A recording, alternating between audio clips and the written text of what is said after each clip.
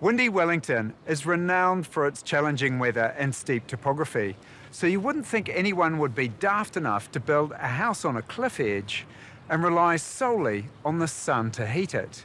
But one daring young couple are doing just that.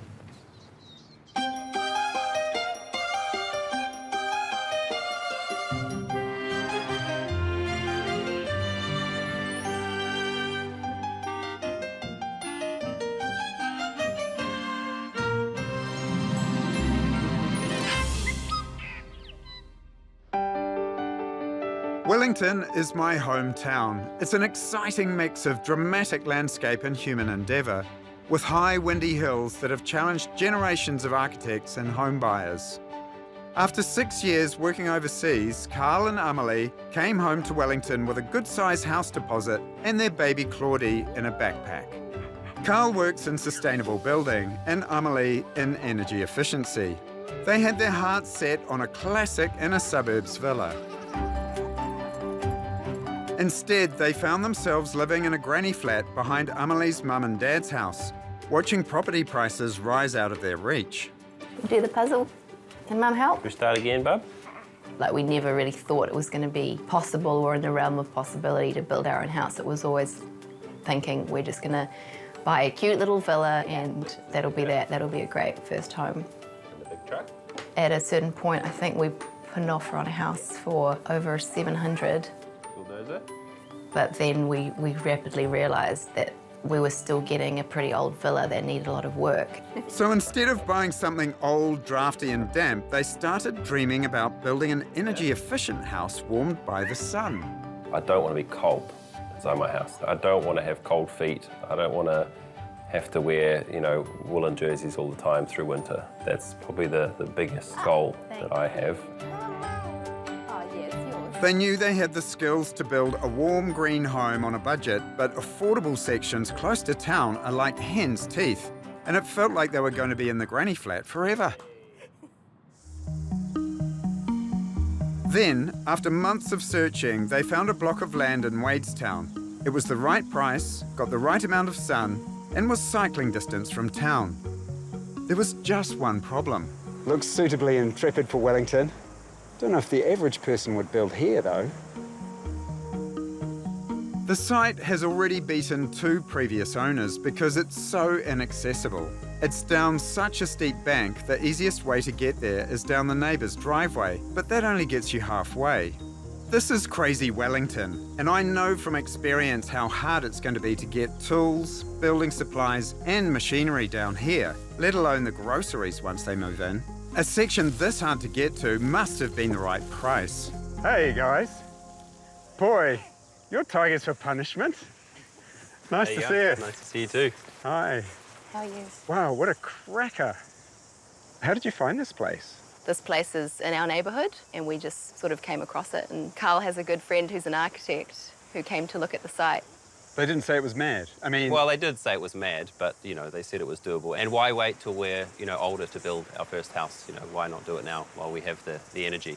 I think that's awesome. I couldn't agree more. And we're also not shying away from the fact that we're just going to walk up the stairs. And it probably would be a deal breaker for most people and is one of the reasons why we actually got the site at a relatively affordable price. What's affordable? What was... We got it below RV, so we got it for $180,000. Okay, and the that's not RV bad. is $200,000. So what have you got planned? A very simple form, basically a rectangular building on an east-west axis facing the sun, so we get lots of that solar energy. The house facing the sun is critical to Karl and Amelie's ingenious greenhouse design. Downstairs, a polished concrete slab works as a massive battery to store the sun's heat. To maximise this passive solar energy, windows cover almost half the north face. The living space is open plan with built-in timber furniture and a stylish kitchen island. Stairs to the top floor find a corridor opening to 3 bedrooms and 2 bathrooms. A top deck running the length of the northern face is carefully designed to let winter sun in but provide shade at the height of summer. The house will be airtight and heavily insulated to prevent heat escaping, a key part of Karl's dream of a house that takes all its warmth from the sun. Capped with a gently pitched roof that collects drinking water, It's a bold, modern house with striking lines that set it out amongst the trees on a steep Wellington hillside. Okay, so great ambitions for the house, but, you know, it's an incredibly steep site. How are you dealing with outside space? We're going to have a strip of balcony or deck and also a green lawn. A lawn? Well, we wanted, A lawn on a site like this? we wanted the Kiwi requirement of indoor-outdoor flow. So what's your budget for the build? Our budget is $400,000 for construction. And that includes foundations, everything? Everything. Sounds great, Yeah. but, you know, I can hear it already. You know, beautiful, that costs money. Sustainable, that costs money. Steep site, that costs money. When we have cost blowouts, what gives? Well, I think we've designed a house that's not enormous. That's already a huge... Well, it's going to shrink. Well, it's 140 square metres, so it's a sensible size. So are you guys rolling your sleeves up as well? Yep, so I'll be building about 3 days a week. So I've got 1 day a week off of my normal job. Wow. I would like to do more of that. We do have an 18-month-old, so There's a challenge. can't be as hands-on as I'd like to be. The other thing that intrigues me is this fascination with sustainability. How far are you taking all these ideas? So we are aiming for a Homestar rating, Yeah. and we're aiming for an 8-star rating. 8? Your average house, your average code house in New Zealand is 3 or 4. Wow. So Sounding really impressive. yeah. If they can achieve the 8-star rating, Karl and Amelie's house will be twice as green as the average New Zealand house. But you don't get any points for building it yourself or employing family members, which is a shame because Karl's father, Max, is a builder. And Karl's asked him to put off his retirement to build one last house. Oh, well, I was chuffed. And then I went down there and looked over the site and I said, I'm going home. but then when I went down the site, it was beautiful, you know, lovely section. Karl's love of the environment started early, growing up on the family's lifestyle block here in Taipā in the far north.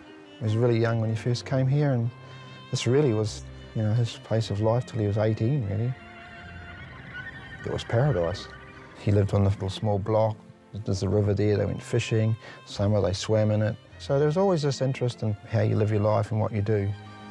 Even from an early age, Karl was expected to get stuck in and help. He helped build, you know, 3 of these buildings here, really.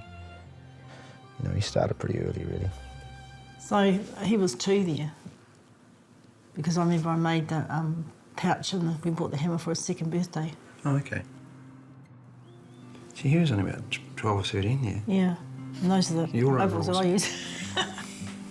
For a retiring builder used to straightforward wooden houses, I wonder if Karl and Amelie's high-performing home will be a bit of a challenge. I guess for my last house I'm ever going to build, it's quite a nice, interesting job. There's no doubt about that.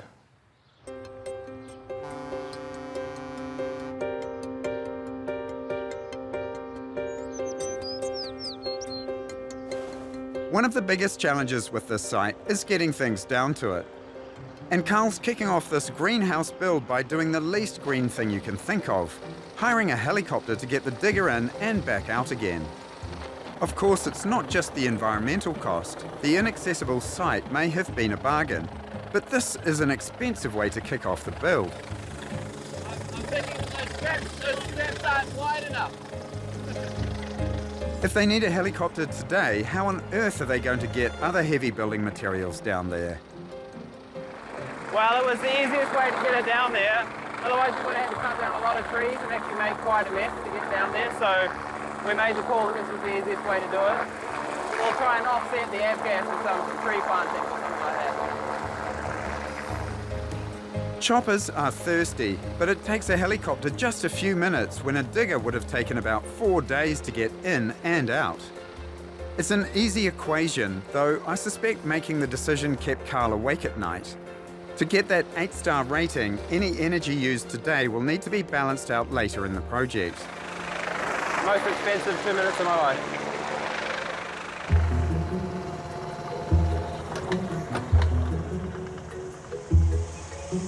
Really, really good feeling to see that earth being moved around now, and I never thought I'd be dropping a digger in with a helicopter, but there you go. And Max is on site today after a 12-hour journey down from the far north, the first of many to come. Dad is the builder on the project. It's the last house he's going to build, he thinks. You know, I wouldn't want anybody else to build it, and we were just lucky enough to get in there before he retires, basically. Not every father and son would be able to work together, but Karl and Max have had a lot of practice. So there was a few rough years there when I was a grumpy teenager and we didn't get on always that well on the building site, but you know, we've got past that now and it'll be fine. I mean, there's always, you know, friction, but I think we are pretty fortunate. We do work fairly well together. We grump at each other and we get over it and, yeah, keep working, really. But Max has a long way to travel for what could be a difficult build. Far from home, and I reckon Karl's energy efficiency ambitions are going to challenge them both.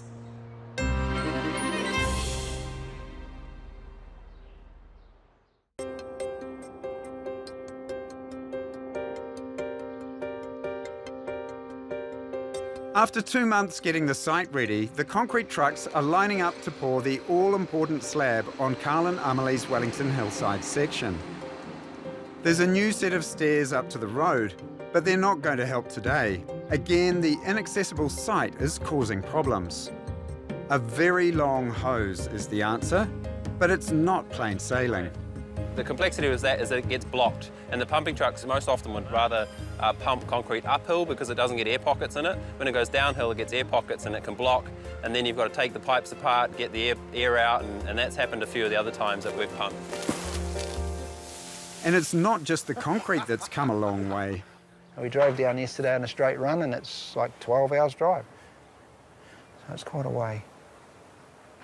And we bought, you know, of course we brought down all our pumpkins and kumaras and potatoes and half a cow. So the car drove like a paper bag, I can tell you.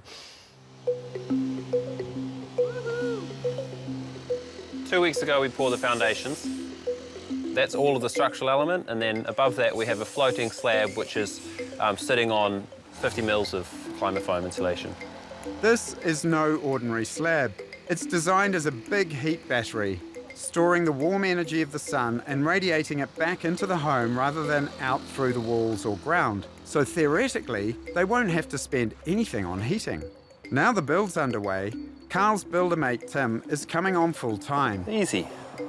I've got the light end. He'll be working with Max when Karl's at work and Karl when Max is back up north for much needed R&R. It's a bit bigger job than I thought, there's no doubt about that. Mainly because of the insulation. It's like the footing, you look at it and think it's just an ordinary footing, but because we had to float all the boxing up off the floor, so it was all flying, it just took a lot longer. All that insulation means the floating slab is thermally broken, so that no part of the slab touches the walls or ground. This stops heat escaping to keep out cold and damp. The idea behind Karl and Amelie's concrete slab is this. Imagine the blowtorch as the sun and the pizza stone as the slab.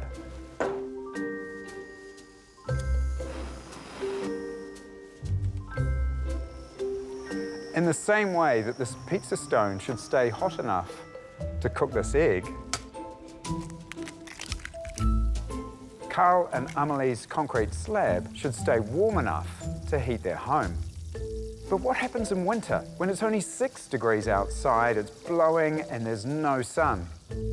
And that's the difference between Karl's ambitious insulation goal and the house they were inspired by. Karl and Amelie's house is a scaled-up, heat-efficient version of the award-winning Dogbox in Whanganui. The Dogbox was self-built by a group of young architects who wanted to experience construction firsthand. One of that group, who still lives in the house, is Karl and Amelie's architect, Ben Mitchell-Agnon. G'day, Ben. G'day, how are you? Good, man. Who's this? This is Marlo. Embracing a steep and very cheap site and using budget building materials, the Dogbox is a mini masterpiece. Its design is so refreshingly simple, the upstairs hallway is out in the open air. Wow, what a great space. Welcome to the hallway. It's lovely. Yeah, so it's completely outside, but we have 2.5 meters of roof. Generally, the rain doesn't come inside. And then the bath. The bath, yeah. What a great spot to have a bath. And then in the western sun, we can crack this open. Oh my goodness. Wow. It's pretty good, isn't it? Fabulous. At just over half the size of Karl and Amelie's, the 88 square metre dog box could almost be a trial run for their bigger Wellington home. Oh, nice. We took aspects of this house and translated it into a larger sort of family home that was more suited to the Wellington climate than here. You know, we set out to do all of the simple, low-cost things. Orientation, glazing on the right places, eaves, thermal mass, and insulation, but Karl's kind of brought this other layer. So I'm really looking forward to seeing what the difference is. Karl's other layer is a level of insulation that has made him so confident his house will heat itself, he's crossed the wood burner off his plans before even the walls are up.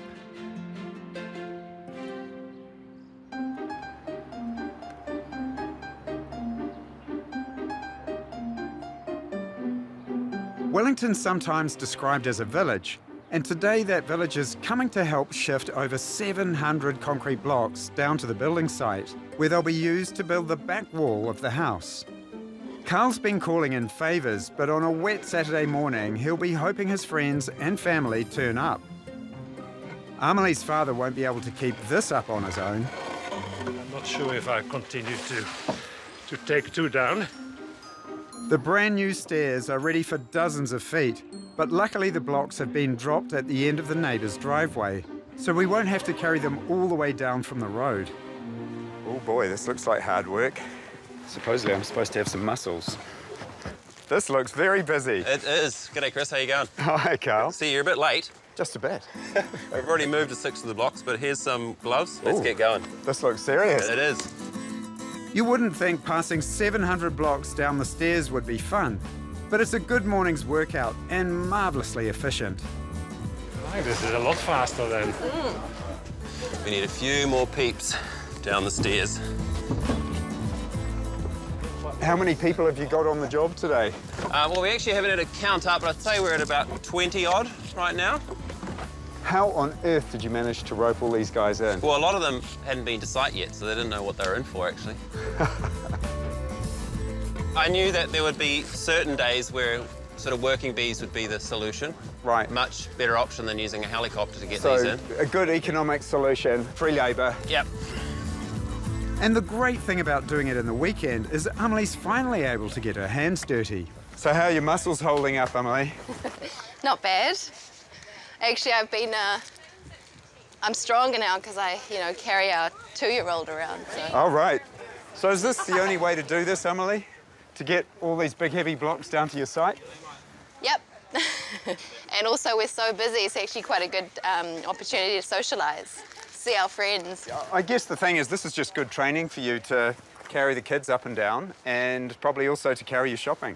Exactly. 5 blocks to go. 4, 3, 2.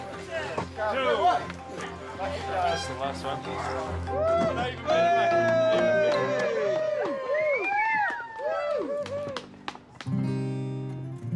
Well, all I can say is the blocky is going to be very happy he didn't have to do that. Good effort, team. I think you all deserved a good feed and a good drink. Fueled by fish and chips and the Kiwi tradition of paying your mates in beer, this 20-strong chain gang will help balance out the environmental impact of the helicopter. We saved a fair bit of money doing it this way today, that's for sure. If we got the blocky to do it, I don't know how much he would have charged us. Isn't it wonderful to see this kind of conviviality? The build, very much in the spirit of barn raising, and this city is full of it. But heartwarming as this is, friends and families have their own lives and can't be here every day. From here on, most of the hard work will be done by Tim, Max and Karl, and they have much bigger things to carry in than concrete blocks.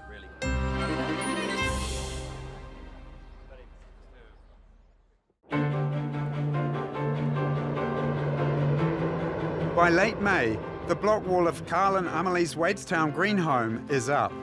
And today, the house's timber frames are being delivered, and once again, the truck can only get them to the top of the neighbour's driveway. The neighbours have been great. The neighbour doesn't have to go out today either, so... Well, he can't now. It was lucky Dad thought about ordering these in time. That's why we have 2 project managers. These pre-nailed frames will save time and money, and because they're made to measure, there's no offcuts and no waste. And as a sustainable design practitioner, Karl has specified environmentally friendly timber. So I just took a photo of this imprint here, which is the emissions class, which basically means that they haven't added any urea formaldehyde, which is bad stuff and is found in lots of building materials. So for our Homestar rating, we just need evidence that that's what we used, and nothing beats a photo. On a weekday, there's no mates or village here to help, and no helicopter, so the real weight rests on Karl and Tim's shoulders. Okay, swing around, Tim, and up, up, up. Tim's good, he's been awesome. He's a very strong boy. Whenever we need to move something or grunt something out of the way, we put Tim onto it and it gets done in half the time. Yeah, this one's definitely heavier. You got the heavy end too. You're tough. It's been good to have someone here to work with Dad and just keep things moving too, because I can't be here all the time. A few more like this, eh? Well, I've got one more like this and then the 4 big ones. Oh, great. It's a lot of work today. They're effectively carrying down most of the house. But with the prefabricated frames on site, the walls go up in an instant. The glue here is for insulation. Karl's energy plan relies on a completely airtight house. I'm being very pedantic doing that, but it just means that every little crack is sealed. After all the complicated groundwork, this must feel like a real win. Very happy. Yeah. Yeah. You silly buddy. We're pretty chuffed, really. It's great seeing Karl and Max getting on so well. And if they can keep this pace up, the house will take shape in no time. I can't wait to see it arguing for space among the trees. Having felt a bit left out of the build, Amelie has decided it's time to get on the tools. She's enrolled in a night school class to hone her woodworking skills. I've been desperate to get my head stuck in. A swing is a great first project. It's not permanent, and baby Claudie will love it however it comes out. It's also good to take a bit of time out from the week to do something that's for me, just for me, but is also kind of helping the house as well. And that kind of sets some satisfaction of doing my bit. Amelie's also taking on more visible parts of the fit-out, a daybed and floating shelves for their living area. Karl will be looking at these every day, so there's more pressure to get it right. Well, I was hoping to use that. Yep. To drill the holes? Yep. Yeah. So We're a bit tight on funds, and we got quotes for things, and we decided that we'd do it ourselves. But that's what really motivates me, is when it ticks multiple boxes. It's fun, it's useful, and it saves money. I knew that Karl had skills that I didn't have, but I'm trying to learn new skills so that I can take on more of the build and have fun with it as well, because I think I realised that I do actually really enjoy making stuff. Karl wants to do it himself, plus with me and with Max, so that's the team really, Max and Tim, and Karl and me. I admire Karl and Amelie for wanting to do it all themselves. But with day jobs and a small baby, I don't know where they get their energy from.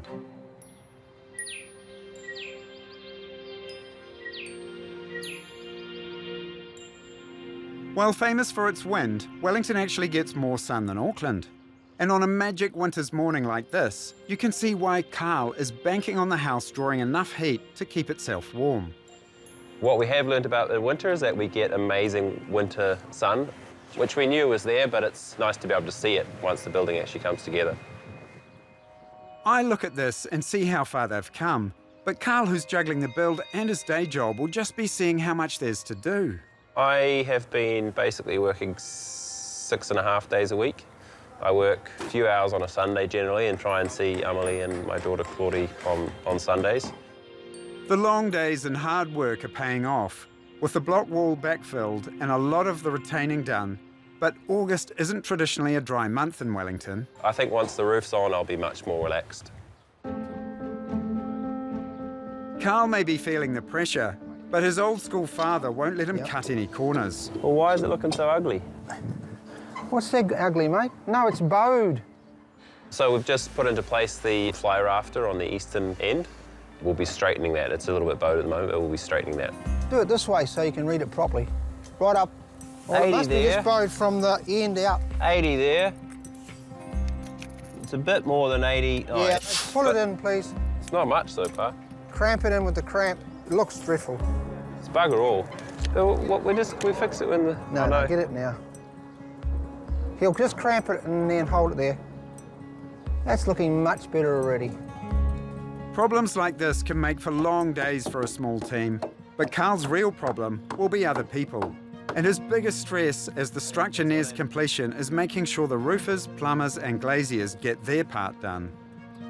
Because Dad's time is so precious, the biggest stress maker is when things don't get planned and Dad can get grumpy because it's, you know, it holds him up.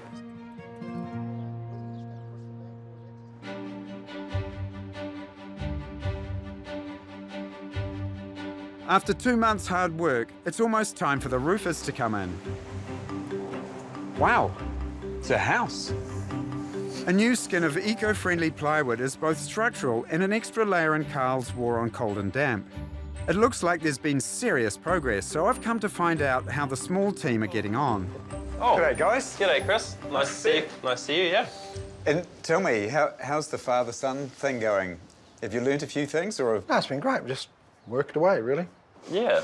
We shouted at each other a bit yesterday at lunchtime, didn't we, Karl? But, you know, we got over that and... We don't hold on to our grudges for very long anymore. What do you mean, anymore? Well, like when I was 16, I'd get grumpy and stay grumpy, but now I just it's okay. What about you, Max? Are you enjoying it? I have enjoyed it, but it's sort of wearing thin, you know, because we're missing home. Really? But no, it's fine. We're going to go home for quite some time this time. We'll go away in 2 weeks. We'll have the roof done. I mean, Karl can do the cladding. I don't need to be here. And how are you going budget-wise generally? We're a bit over. What's a bit? A bit. Come. Come on, out with it. I can't, you know, I'm not sure yet. You're hiding it from me. Yeah, well, I mean, a few things ran over, like waterproofing the back blockwork wall. It was more expensive. I hadn't really thought that wasn't really in the budget. It was missed? It was missed. Wouldn't that be like... Oh, it was just, you know, it's a few grand, but it's... Yeah. Right. It hadn't been included, so that was a little bump.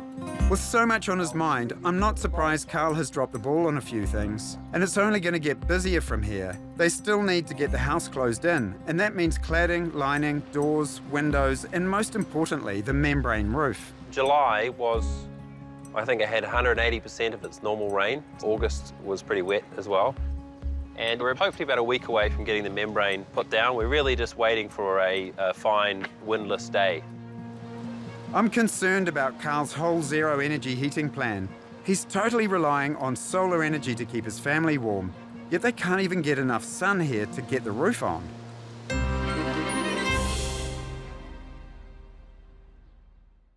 It's spring, and Karl and Amelie's Wellington home has come a long way. After a terribly cold and wet winter, the membrane roof is finally going down. While it looks like laying lino, installing the membrane is far more critical. With just 2 sheets covering the whole roof, they have to be perfectly lined up. If you're 5 millimetres out down that end, by the time you get up to this end, you'll be 55 millimetres out. So it's got to be aligned correctly right from the start. And there's no second chance. Once it's stuck down, it stays stuck down. That's all there is to it. Certified safe for drinking from, this roof gets Karl additional home star points for harvesting rainwater. End of the day, and we're finished. So we're quite pleased. That's a very good day's work.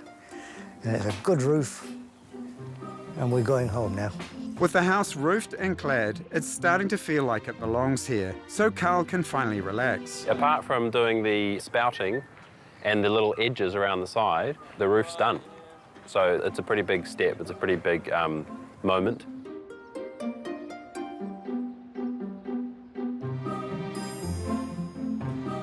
From the outside, it looks great, almost finished. but there's still something missing. Had a few little issues, but, you know, that's normal for building a house. You're starting to sound like a real builder, Karl. A few little issues. Like, what does that mean? The windows. Maybe I should be asking somebody Well, who's going to reveal all. Come on, Amelie. Oh, we've just had a hold up with the windows. It's kind of set us back a little bit. Why is it that it's so consistent that it happens pretty well all the time? Yeah, you tell us. Why is it always the windows? and they're like one of the biggest costs in the whole build. Yeah. Didn't you have a date that you were going to move in? But if we get the glazing before the end of the year, then I think we could possibly be done by sort of, March, April.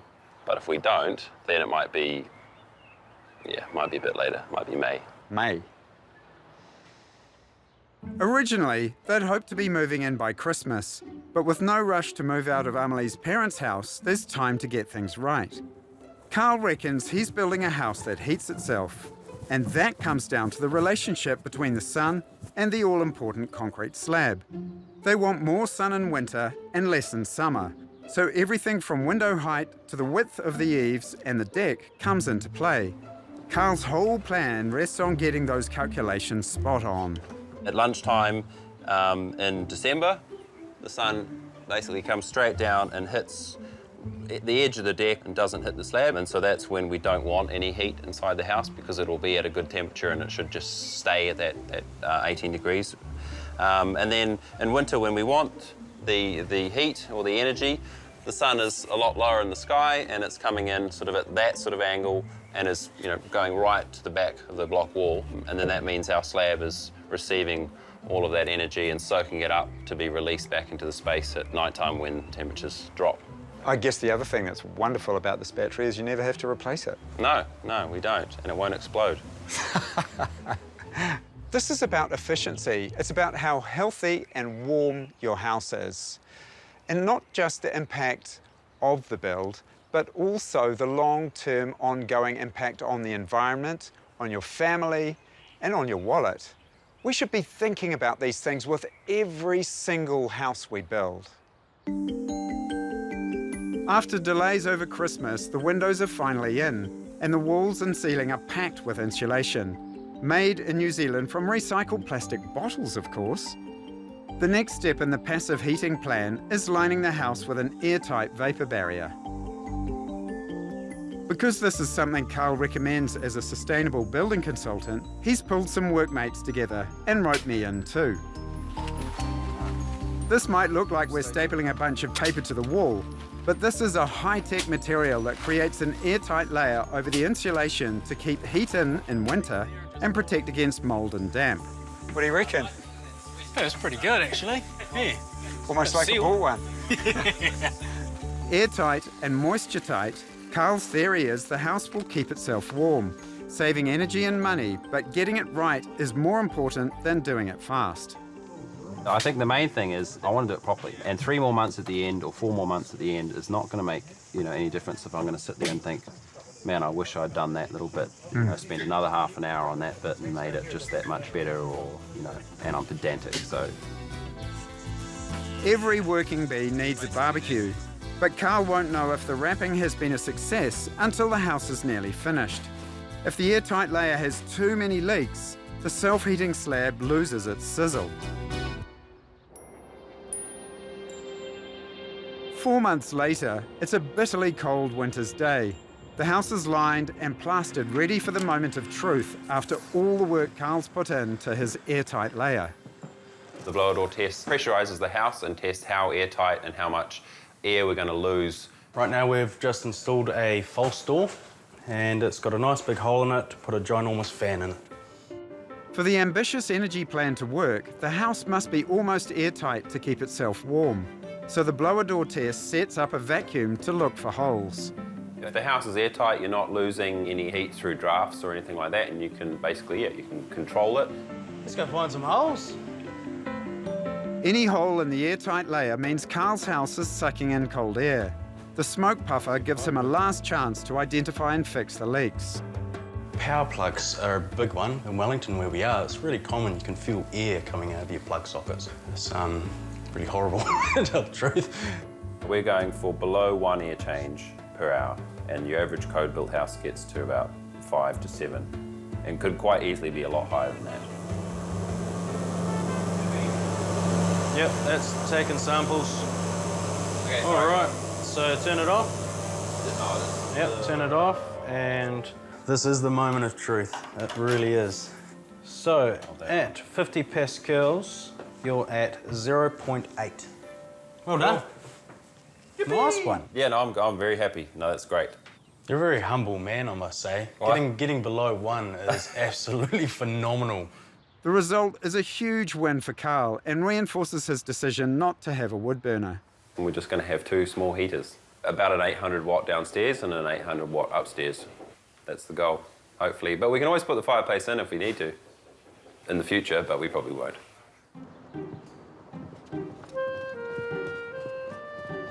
As the house nears completion, Amelie's been spending more time on site with her new woodworking skills. Today, she and Karl are assembling a daybed for the reading nook.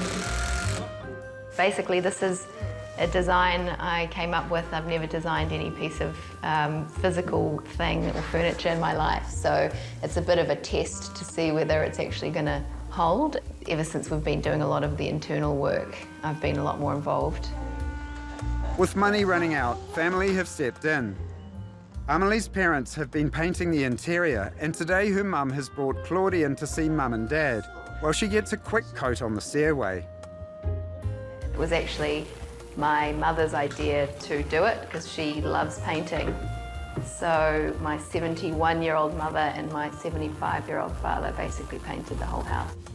Karl's grateful for the help, but it seems like the energy he's used building this energy-efficient house has left him exhausted. I mean, for me, it's just last month. It's that final push, and I'm a little bit. I could possibly be classed as a bit over it at this point. So I've enjoyed having a break while the rest of the whānau's been painting. It's been really good. I've had a few days off, so that's been nice. We just want to get in. I'm just over having this project looming over my head. I just want to get on with my life. And feel like I can go out to gigs and eat at restaurants. You poor thing. To see a young couple crafting their first home side by side is everything I love about building. But in a house designed to keep itself warm, the woolly hats are a bit of a worry. If they're still this rugged up when they move in, all the effort could have been in vain.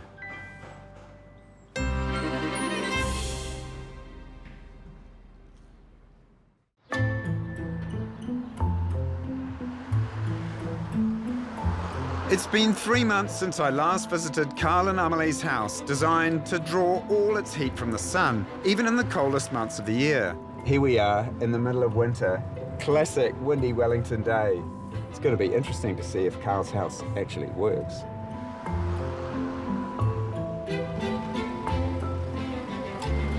I really hope they have pulled it off, because this project has been ambitious right from the start.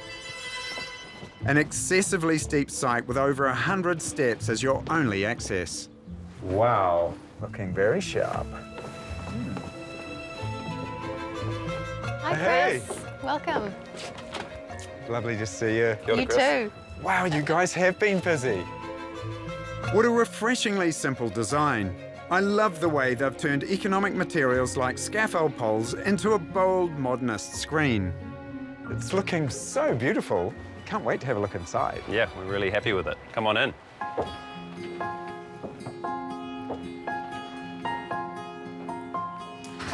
This is it. Wow. Oh, you feel it straight away. It's fabulous. It's really working. Nice and warm. What I'm feeling is the lovely ambient temperature created by the sun soaking into the concrete that acts like a battery heating the whole house. It's blowing me away, because normally a battery like this takes a good season to work before it builds up that warmth. Yeah, it's a good feeling. You can really feel it as you come in. You can feel that all the surfaces are nice and warm. But what's really clever about this design is the way the house responds to the sun at different times of the year. Because the sun is lower in the sky in winter, the tall windows allow a maximum amount of sunlight onto the slab, whereas in summer, it's the opposite. Because the sun is higher in the sky, it actually won't hit the concrete slab, so the house won't overheat. Fabulous. So we'll be toasty and warm in winter and nice and cool in summer. The overwhelming sense I'm getting here is one of complete harmony, where the simplicity of the wood and concrete aesthetic is driven purely by functionality, and that's why I'd call this a true grand design. I love the fact that it's just this wonderful, big, singular space, but then it's divided into this series of different rooms almost by the buttresses. The concrete buttresses create clever micro spaces. Here, Amelie's made an office nook, a daybed, and a little desk for 3-year-old Claudie. It's the first thing Claudie ran to when she came into the house, and she had her breakfast there and she had her toys there. It's been an excellent benefit of the design that I sort of mocked up halfway through the build. It looks absolutely gorgeous. I think it's really cute. Gosh, take me up to the stairs.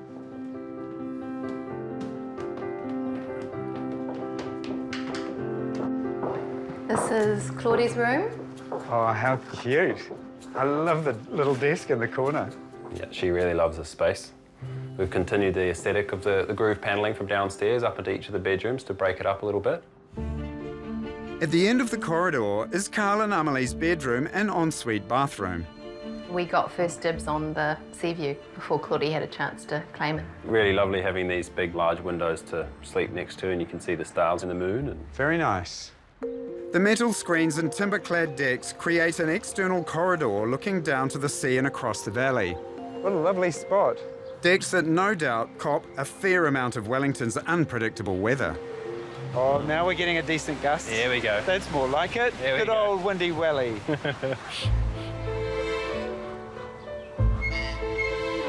You guys have utterly blown me away. From the beginning, you two both felt very committed to rolling your sleeves up. Have you looked at numbers at all in terms of the sheer amount of hours that you two have done? yeah, I think 2,500 hours probably.